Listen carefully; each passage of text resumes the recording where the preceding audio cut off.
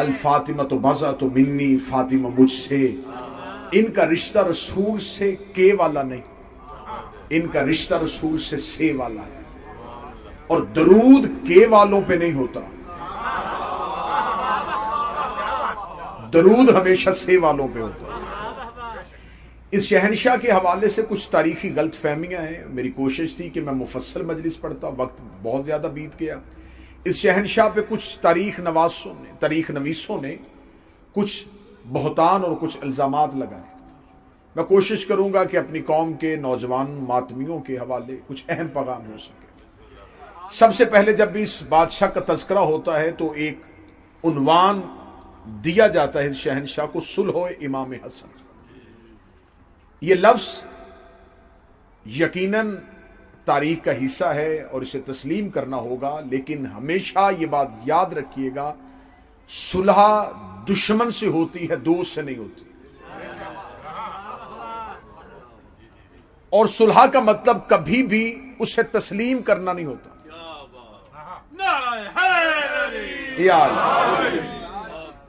حجت کے ساتھ صلح کا لفظ ہمیشہ سیز فائر کے لیے آتا ہے، جنگ بندی کے لیے. شب عاشور کریم کربلا نے حر سے صلح نہیں کی تھی، حر کو معاف کیا تھا. حجت سے معافی طلب کی جاتی ہے. صلح کا لفظ خود بتا رہا ہے کہ یہ دشمن کے لیے استعمال ہو رہا ہے. اور کبھی بھی میرے اور آپ کے جذبات کا حجت پہ انحصار نہیں ہوتا. ہم یہ سوچتے ہیں ایسا کیوں ہوا، یہ حجت کے لیے نہیں ہوتا. حجت مشیت پروردگار ہوتی ہے. رسالت مآب کو حکم تھا کہ آپ نے مکہ میں خاموش رہنا ہے تو خاموشی رسالت تھی. 40 سال کے بعد کہا بول پڑے تو اب بولنا رسالت ہے. مدینہ میں آ کے کہا تلوار کھینچ لیں تو اب تلوار کھینچنا حجت کی علامت ہے. رسول کے بعد مولا علی کے لیے خاموشی ہے تو پھر خاموشی حجت کی پہچان ہے. ہمیشہ آپ نے یہ نہیں دیکھنا کہ حجت نے یہ کیوں کیا. ہر دور کا تقاضا حجت کا الگ ہوتا ہے. امام حسن علیہ السلام نے قلم کے ساتھ جنگ کی تھی.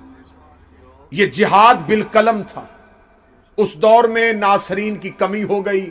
امیر المومنین کو صفین اور نہروان کے بہت مارکۃ العرا جو منطقی انجام تک پہنچنے والی جنگیں تھیں، وہ صرف اور صرف قلت انصار کی وجہ سے منطقی انجام کے بغیر مکمل کرنی پڑی. حضرت امام حسن کے سامنے جب کاغذ اور قلم آیا تو پہلی جنگ میرے مولا حسن یہیں سے جیت گئے تھے. کاغذ قلم اس گھر سے آیا تھا جنہوں نے نبی کو دینے سے انکار کیا تھا. کاغذ قلم آیا اور کاغذ قلم بھیج کے کہا گیا آپ شرطیں منوائیں.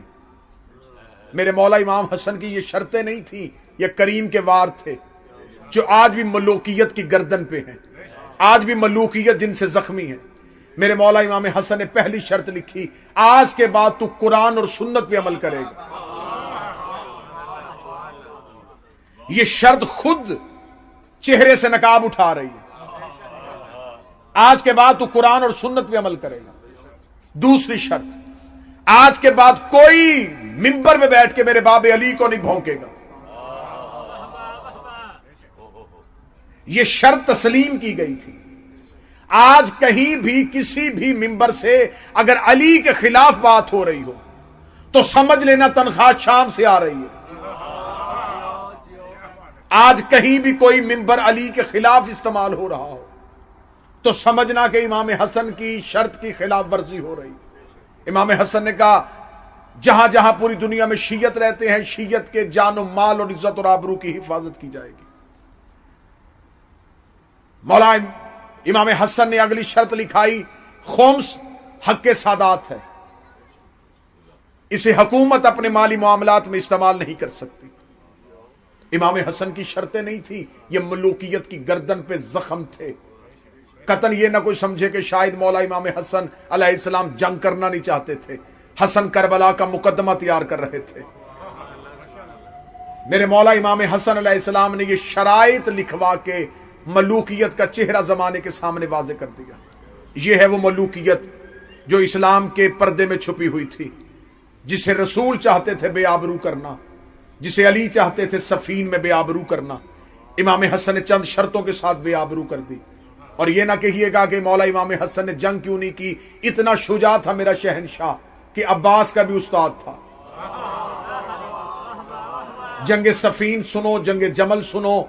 मौला अमीर अल मोमिनीन की जंग जमल में जब मौला अमीर अल मोमिनीन ने अपने बेटे मोहम्मद हनफिया से कहा था कि सामने लश्कर पे हमला कर, और सामने तीर अंदाज हैं, और नाहजुल बलागा में आज भी खुतबा लिखा है, मौला ने फरमाया अपने ऊपर वाले दांतों को नीचे वाले दांतों पे जमा के रखना, अपने पांव को रिकाबों से न छोड़ना, और तेरा नजर आखिरी सब पे खड़े हुए सिपाही पे होनी चाहिए। मोहम्मद हनफिया हमला करने के लिए गए, सामने से तीर अंदाजों का 300 के दस्ते ने तीर छोड़ दिया। मोहम्मद हनफिया के कदम रुके थे, या बिजली किसी तेजी से करीब से घोड़े सवार निकल गया, ऐसे निकला है कि सफों को चीरता हुआ आखिरी बंदे की गर्दन में पहुंच गया। मोहम्मद हनफिया ने पूछा ये कौन गया है, तो पता चला ये अली का बेटा हसन चला गया है। हसन का नाम माना था मोहम्मद हनफिया, अभी वहीं पे खड़े थे, या अमीर अल मोमिनीन घोड़े पे बैठ के आए, मोहम्मद हनफिया के कांधे पे हाथ रखे कहते हैं तू परेशान किस बात पे हो रहा है, तेरा उसका क्या मुकाबला, तू अली का बेटा है, वो मोहम्मद का बेटा।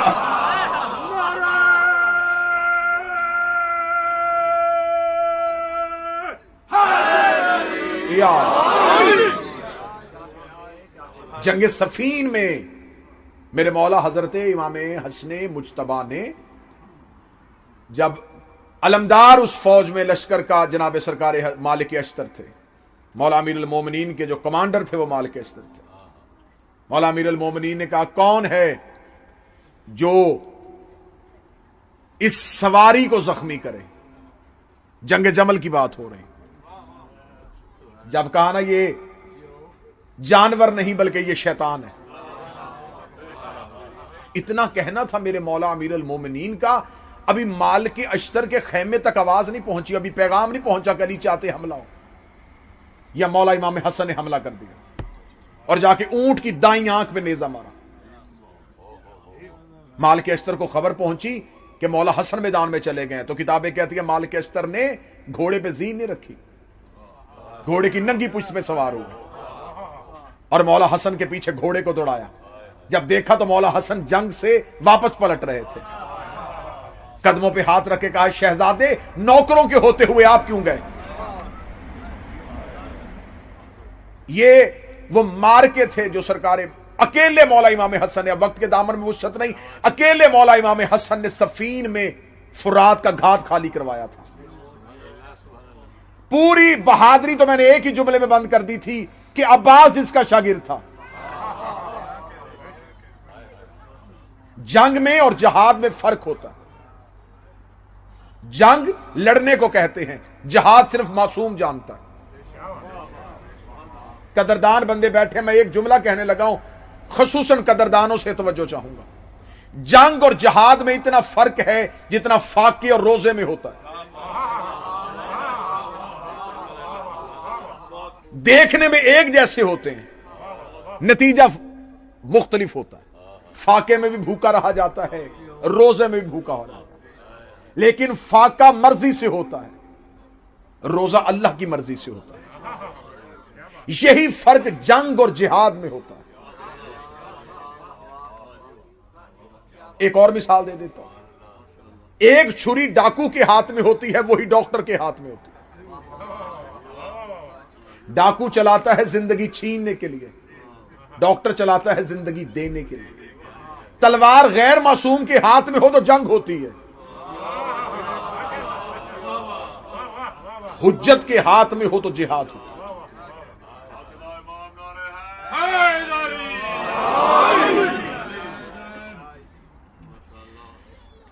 बहुत जल्दी, इतनी जल्दी 30-35 मिनट में पूरी तारीख नहीं पढ़ी जाती। मौला अमीर अल मोमिनीन की खामोशी जो थी, खामोश रहना मौला अमीर अल मोमिनीन का।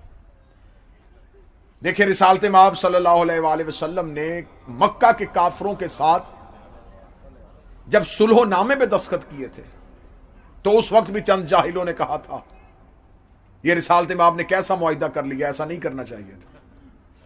लेकिन खुदा ने कुरान में फौरन आयत भेज दी कि मेरा मोहम्मद, हमने तुम्हें फतह मुबीन अता दी, फतह तेरी हो चुकी है।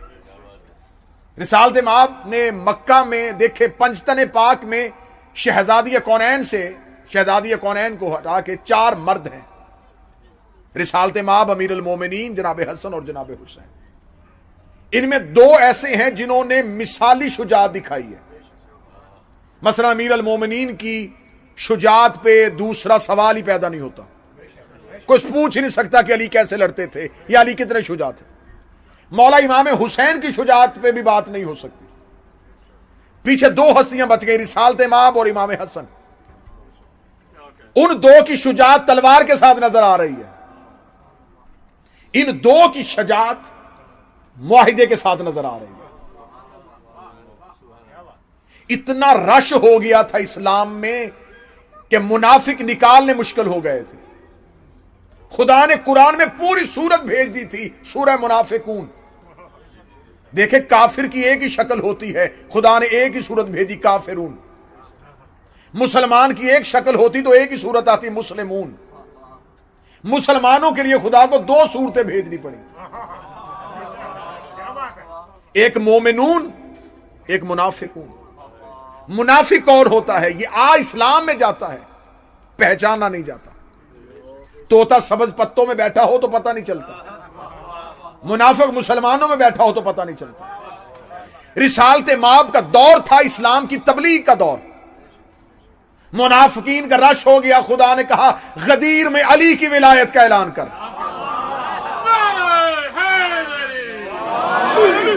मौला अमीर अल-मोमिनीन की मौला अमीर अल-मोमिनीन की विलायत का ऐलान हुआ। और तो फिर आपने तारीख में वो मंजर देख लिया कि कितने लोग रह गए, कितनी तादाद मदीने में असल इस्लाम वालों की बच गई। मैं बड़ी जल्दी जल्दी तारीखी नतीजे सुनाना चाहता हूं। इतने मुसलमान बच गए थे जितने नबी के जनाजे पे थे। मैं फजाइल पढ़ रहा हूं, यानी कि यहां पे आपको सैकड़ों वाली फिगर है ही नहीं।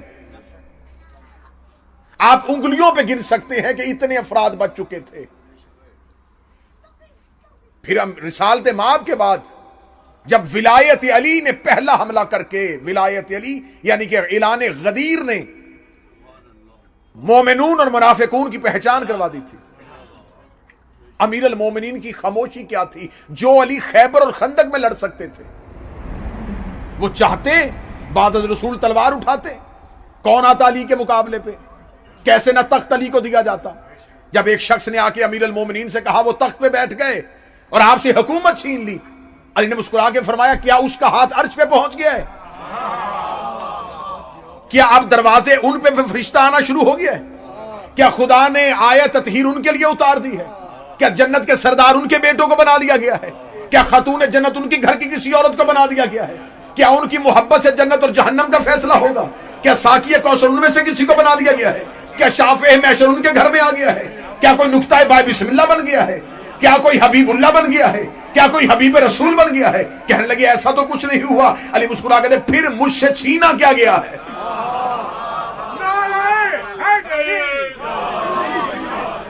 कौन सी हुकूमत छीनी गई? अमीर अल मोमिनीन ने खामोशी रखी और इसी खामोशी में ही अमीर अल मोमिनीन की जंग थी। अमीर अल मोमिनीन चाहते थे कि खुद ब खुद दुश्मनाने इस्लाम इस्लाम के लिबादे से निकल जाए। पहली दफा पहले ही मरहले पे अमीर अल मोमिनीन को ऑफर की गई थी कि हम आपको तख्त दे देते हैं, लेकिन आपको यूं यूं करना पड़ेगा। अमीर अल मोमिनीन ने फरमाया, नहीं, मैं शराइत के मुताबिक नहीं चलूंगा, तुम्हें मेरी शराइत पे चलना पड़ेगा। पहली खिलाफत इन्होंने अपनी मर्जी की बना ली, फिर दूसरी खिलाफत में फिर मौला अली के पास आ गए। हम आपको चाहते हैं कि आपको खलीफा बना लिया जाए, लेकिन आपको इन शराइत पे चलना फरमाया नहीं। 25 साल के बाद दोबारा खिलाफत जख्मी होकर अली के दरवाजे पे आई। आके अमीर अल मोमिनीन से कहा, अब खिलाफत को कबूल कर लीजिए। अमीर अल मोमिनीन का शर्तें मेरी फिर भी वही। अच्छा, 3 खिलाफतें गुजर गई, मेरे शहनशाह ने शर्तें नहीं बदली। अब बगैर दाद के जुमला सुनिएगा, 3 खिलाफतें गुजर गई। जो पहले दिन शर्त रखी थी कि सिर्फ कुरान और सुन्नत पे अमल होगा, अमीर अल मोमिनीन ने वो शर्त नहीं बदली। 3 हुकूमतों के दौर गुजर गए। आखिर जब कुछ भी ना बचा, फिर मौला अली के पास आए। मौला के अब हुकूमत को कबूल कीजिए। फरमाया शर्त वही है, کہنے لگے اسی شرط پہ بیٹھ جائیے. امیر المومنین نے انہی شرائط پہ خلافت پہ ممبر پہ بیٹھ کے ثابت کر دیا کہ آج یہ وہی شرطیں مان کے 25 سال کے بعد واپس آئے. 25 سال امت بغیر علی کی شرط کے رہی. اب بتاؤ کافر وہ رہے ہیں یہ جو علی کے پاس تھے وہ رہے. شرائط علی کی تسلیم کی گئی. امیر المومنین ممبر پہ آ گئے. امیر المومنین کا دور آیا. امیر المومنین کا ممبر پہ آنا تھا. آج کے اس دور کے دائرے میں دیکھیے گا آج بھی آپ کو وہ کردار وہی نظر آئیں گے. امیر المومنین کا دور آتا ہے تو ایک جتھا ہے جو امیر المومنین کے ساتھ ہے, جو امیر المومنین کی حقیقی مجاہد ہے. ایک اس دور میں ایک کردار ابھرتا ہے, چوری صاحب تشریف فرمائے, جنہیں کہا جاتا ہے مقدسین کا گروہ. یہ دیکھنے میں بڑے اہل علم, بڑے عبادت گزار, ماتھوں پہ سجدوں کے نشان, لمبی داڑیاں, زبان پہ تقوی, اور کہتے تھے ہمیں کوئی ضرورت نہیں ہے کہ ہم علی کا ساتھ دیں یا اس کا ساتھ دیں, یہ دونوں حکومت کے لیے کر رہے ہیں, ہمیں اللہ کی عبادت کرنی ہے. ان مقدسین کے گروہ پہ امیر المومنین نے صفین کے میدان پہ لعنت کی کہ تم نے عبادت کو چھوڑ کے عبادت کا ڈھونگ رچایا, تم نے مرکز عبادت کو چھوڑ کے عبادت کا ڈھونگ رچایا. اب یہ 3 دور اگر آپ دیکھ لیں اور پھر امیر المومنین کے وہ دور دیکھیں تو پھر آپ کو پتا چلے گا کہ امام حسن کے خاموش رہنے میں کتنی بڑی حکمت تھی. امام حسن چاہتے تھے کہ میں یہ جاہل مجمع جو میرے باپ نے 25 سال دور کیا ہے, اسے میں ایک خلافت کی وجہ سے دوبارہ قبول کیسے کر لوں. 25 سال لگے علی کو اسلام کے گھر کو صاف کرتے ہوئے. اگر امام حسن تخت پہ بیٹھ جاتے تو وہ سارے کا سارا گند دوبارہ اسلام میں آ جاتا. امام حسن نے کہا نہیں, میرے باپ نے 25 سال خاموش رہ کے. دوسری حکمت میرے مولا شہنشاہ کی کیا تھی؟